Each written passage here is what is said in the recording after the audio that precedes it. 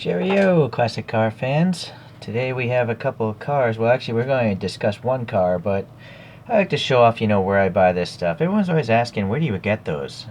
The simple answer is the internet, right? That's where you buy most things, but to be a little more specific, I like to give credit to certain sellers. In this case, it's RX7 underscore FD3S. That's the body code for an RX7 of the 1993 era.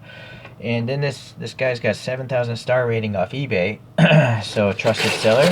I bought from him several times before. And today we got some rare models. They were pretty cheap probably when they're brand new, but they're not cheap anymore, at least not this RX7 seller. But I don't know where else to get these, because I don't have a time machine. Okay, so there's a preview for what's to come in the future.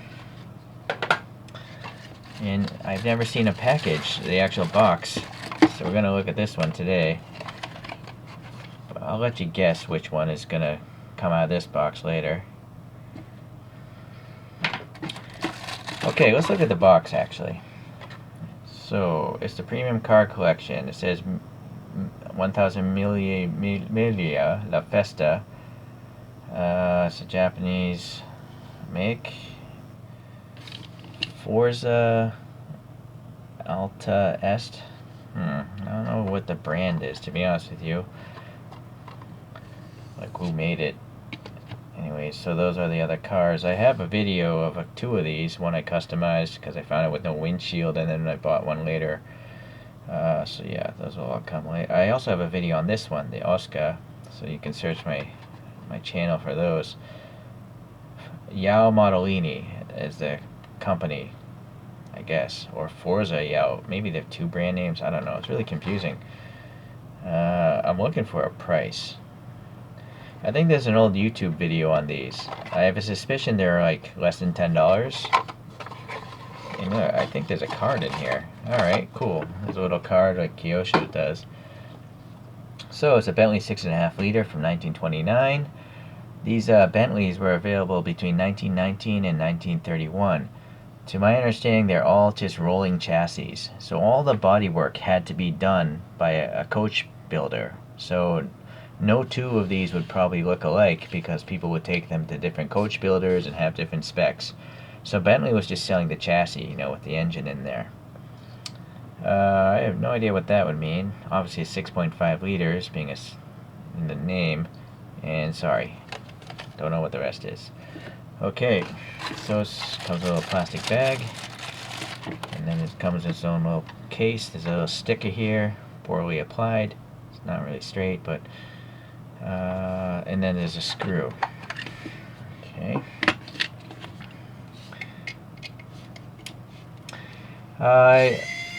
Research tells me that only 544 of the 6.5 liter cars were made, and that would include the Speed 6 variations. And base horsepower was 147 coming out of the inline 6-cylinder, but racing versions might have up to 200 horsepower, which sounds like a lot for something from 1929. Okay. Twin carburetors, a 4-speed transmission. It had leaf spring suspension front and rear, drum brakes.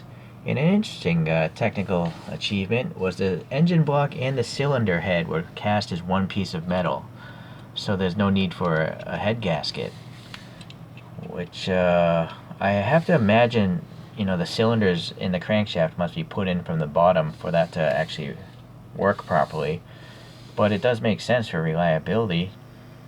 No leaks, no compression leaks or anything like that. So these images I pulled up are the closest thing to the photographs of this model that I found online. But again, if all the bodywork is custom made, I don't know if these are the exact photos.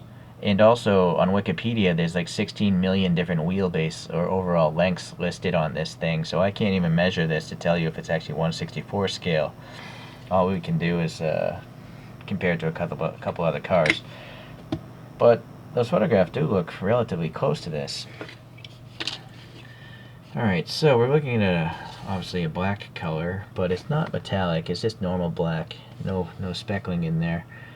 The wheels, yeah, they're pretty weak, you know. It's pretty hard to mimic wire wheels in such a small scale because the spokes would be too thin and they would break. So, not much you can do. It's nice that they painted the little knockoff center cap silver, although it is weird that the center knockoff is not on this spare tire. So, that seems odd to me. There's a little silver paint here. As to what it really is, I think it actually might be like a brake lever or something.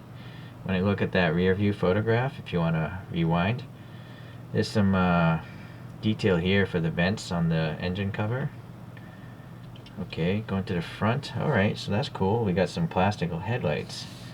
Two giant ones, but also two small ones. I don't even know if they had turn signals back in 1929. Are these fog lights or turn signals? I don't know the answer to that. Because there's things up here as well, and these are just painted silver. So if there were turn signals, I would have to guess these would be them. This is cast into the plastic. This is a plastic chrome piece here. Yeah. Okay, a little cross bridge here. And then some indication of this leaf suspension. See the leaf springs. So this must have been a bit of a bouncy ride. You know, I don't know if there's shocks damping this or not, or if it's literally just this leaf spring, so it'd hop around off bumps. So we got the model of the car here, the scale, a bunch of branding of whoever made this. I mean, I see 3 different companies here. So it's really confusing. It is press fit together, so you can't take it apart very easily.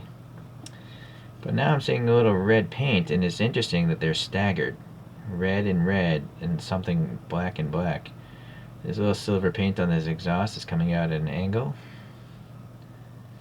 So that's weird how those rear lights are done. Okay. And then obviously this would be the gas tank with a giant fuel filler cap. So safety wise, that seems a little bit crazy just to have a steel gas tank sitting there. Don't want to get rear-ended on that one. Okay, so we got some fenders here. I think they're plastic. There's no coolness to the touch, but they look pretty nice. Okay. Decent paint, a little orange peely, but not so bad.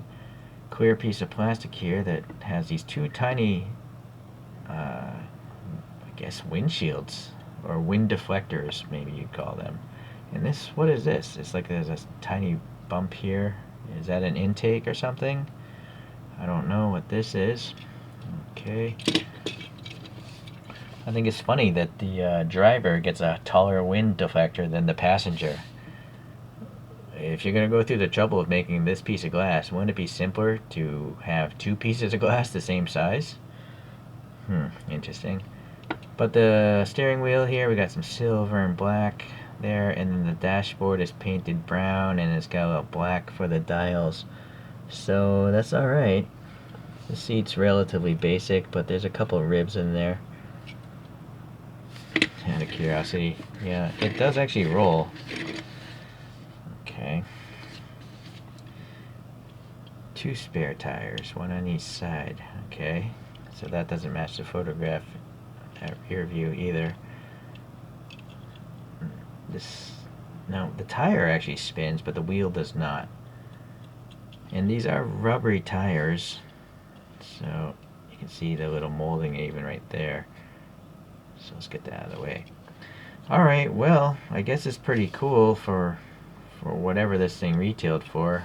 You have to go back to that other eBay video to see what that guy said. But, you know, there just aren't many companies making these classic cars. So, I'm going to pull up a few from Racing Champions, which I have videos on. And those would be the closest vehicles to compare to.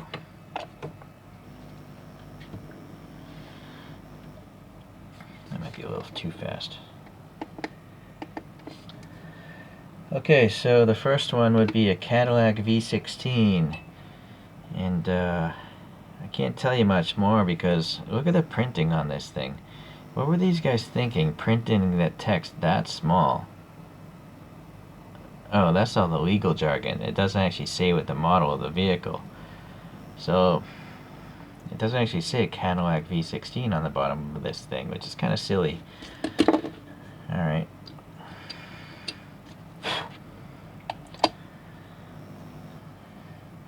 And the other one from Racing Champions is a Duesenberg SSJ.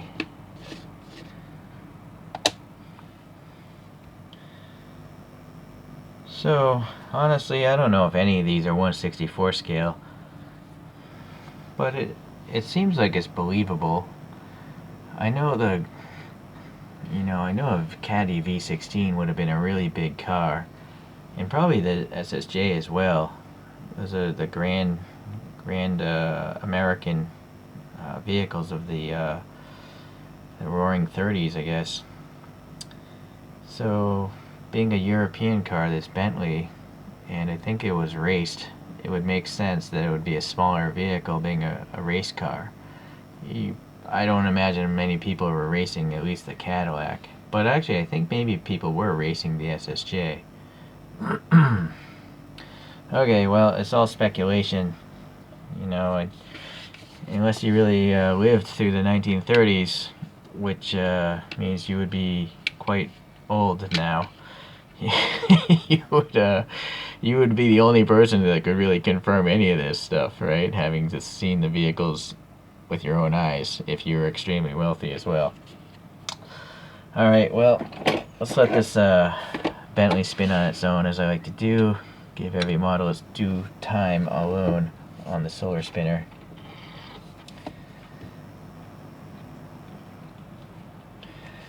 Okay, well, if you like really classic cars, there aren't many choices. To my understanding, it's just Racing Champions, those two models I showed you, and then this one. If anyone else knows of some 1/64 scale models of this era, please leave a comment. I'd be curious to check them out.